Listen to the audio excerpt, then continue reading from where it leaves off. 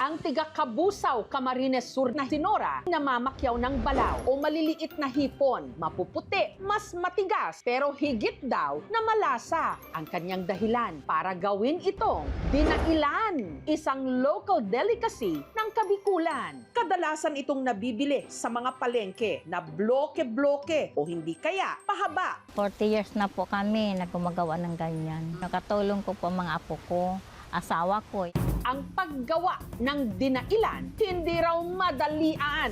Ito pong 2 kilong asin, sapat na po ito sa kalahating banyera. Pag madami naman po ang asin niya, mapait po yung dinailan niya. Hinalo-halo ito. At saka nilagyan ng pampakulay. Mababawasan po siya po. Ang hinalong balaw, isinalin sa sako.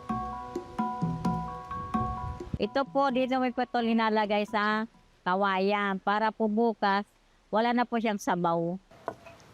Kapag natuyo na ang binilad na balaw, 1 oras itong babayuhin sa tinatawag nilang luba. Siguro mga 3 kilos to. Para po mabilis, makapino talaga to.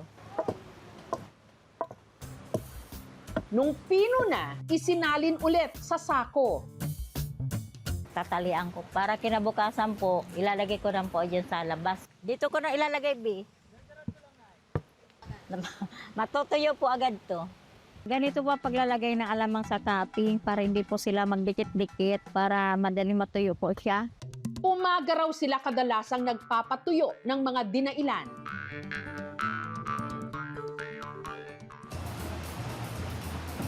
At matapos ang napakatagal na prosesong ito, pwede nang iporma ang dinailan. Ito pong bilog, 1/4 po. Ito naman po, mahaba, 1/4 din po. Wala pong kinalaman sa hugis, sa kilo po. Ang dinailan, ginagamit ng mga Bicolano pampasarap ng ulam. Pero ang paborito ni Nora, gawin itong ginataang dinailan. Oh, ganito.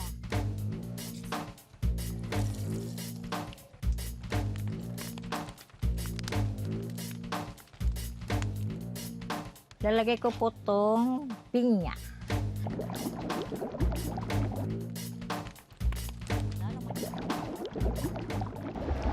Dali, tikman natin! Perfect sa pinya na may dinailan. To, hindi naman maalat, pero may tamis-tamis siyang konti.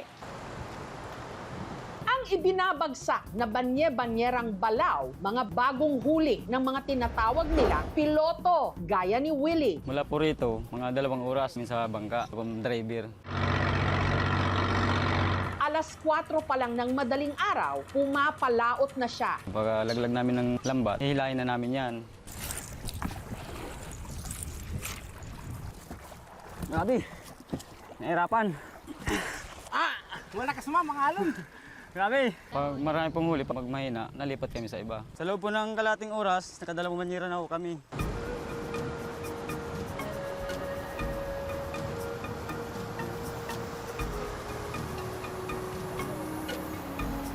Tuwing Enero hanggang Marso ang season ng balaw dito sa Camsur. Kaya pagpatak ng 1:00 ng hapon, ang mga tiga-barangay Castillo sa Kabusaw, Camarines Sur may strategy para manalo sa kanilang bidding o tawaran sa bibilhin nilang banye-banyerang balaw. Sige na, tama sa banyera nga ni. Apollo. Patong 120. Ang bidder na si Marlon hindi raw papadaig. Parang laro lang yan pag ako nasa Spaceport. Patong 120. Pag maganda yung alamang, dapat makuha mo. Pag hindi ko yung nakuha, sayang. Ngayong araw, nakabili ako ng isintang banyera. Halagang 550. Isa. Hindi patong na patong. Mula Fishport, ang mga naipanalong balaw ni Marlon diretso sa kanyang kamalig. Kung saan niya ito inasinan o inaalamang.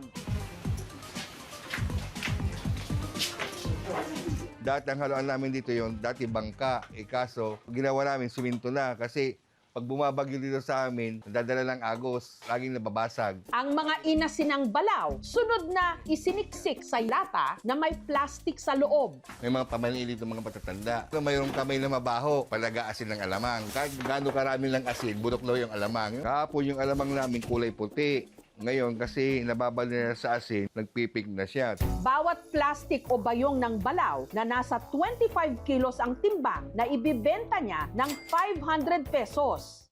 Ang specialty ng misis ni Marlon na si Dada, sweet and spicy alamang. Ito yung sariwa, didrim po natin ito hanggang maalis yung katas niya, tapos nalagyan na po yun ng suka. Pag natuyo na yung alamang, ganito na yung sura niya.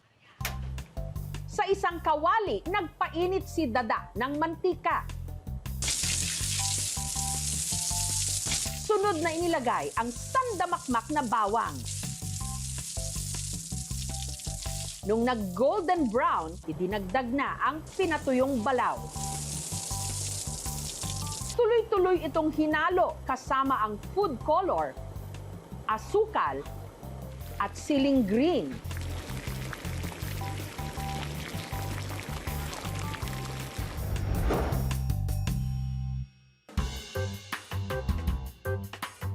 Perfect siyang i-partner sa mangga. Gahalo yung tamis at asim. Ang pag-aalamang, 3 dekada ng hanap buhay ng mag-asawa. Kasi yung biyanang ko dati, ganito rin ang hanap buhay nila. Naglipas yung panahon, nawala rin ang asawa ko yung alamang na to. Kami na lang patuloy ng dalawa. Dahil daw sa alamang, napag-aral nila ang kanilang mga anak, nakapagpatayo sila ng bahay at nakapagpundar ng sasakyan. Si Jinky naman, hindi na mamakyaw ng balaw. Tingi-tingi lang ang kanyang binibili para gawin itong okoy. Masarap siyang gawing ukoy kasi sariwa siya, namis-namis ang alamang namin dito sa Kabusaw. Una munang ginawa ni Jinky ang batter. Ako po kasi suka talaga yung nilalagay ko imbis po na tubig. Mas malasa po siya saka matagal pong masira.